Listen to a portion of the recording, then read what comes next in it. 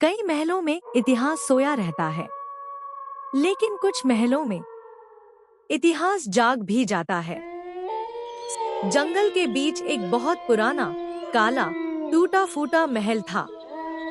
हर रात उसकी खिड़कियों से नीली अजीब रोशनी निकलती और दूर से किसी के रोने की आवाज सुनाई देती। पूरा गांव उस महल से डरता था, लेकिन दो बच्चे, रानी और छोटू, हमेशा रोमांच की तलाश में रहते थे। रानी, आज हम सच पता लगाएंगे। इस महल में कौन रोता है? छोटू थोड़ा कांपते हुए। अगर सच में भूत निकला तो? महल का दरवाजा खुद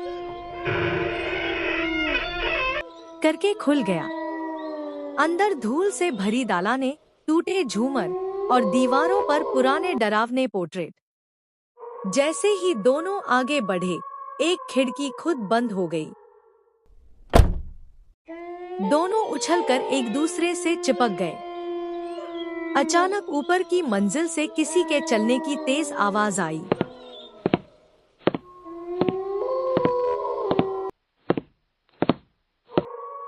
और फिर एक ठंडी हवा का झोंका आया जिसने रानी का टॉर्च बुझा दिया। सब अंधेरा। अंधेरे में दो चमकती आंखें। छोटू डर के मारे। रानी, यह बिल्ली तो नहीं है ना? आंखें धीरे धीरे पास आईं। फिर सफेद गोलमटोल भूत नीचे उड़ता हुआ आ गया। उसके चेहरे पर उदासी थी। भूत ने बच्चों को देखा और बोला, भूत रोती आवाज में, मैं डराने नहीं आया, मैं मदद चाहता हूँ। रानी और छोटू चौंक गए। रानी, तुम मदद क्यों चाहते हो? तुम तो भूत हो। भूत ने धीरे से बताया, इस महल में एक बड़ा और खतरनाक भूत रहता है, जो मुझे बाहर नहीं जाने देता। मैं यहाँ फंसा हूँ। जैसे ही उसने यह कहा, महल की दीवारें हिलने लगी। ऊपर से लाल रोशनी चमकी और एक बड़ा, लंबा, आग जैसी आंखों वाला भूत हवा में प्रकट हुआ। उसने चीख कर कहा, किसने कहा कि महल में कोई रो रहा है? यह मेरा घर है। उसकी चीख से पूरा महल कांपने लगा। रानी को नजर आई। महल की छत पर एक बड़ी घंटी लटकी थी, जो धूल से भरी थी।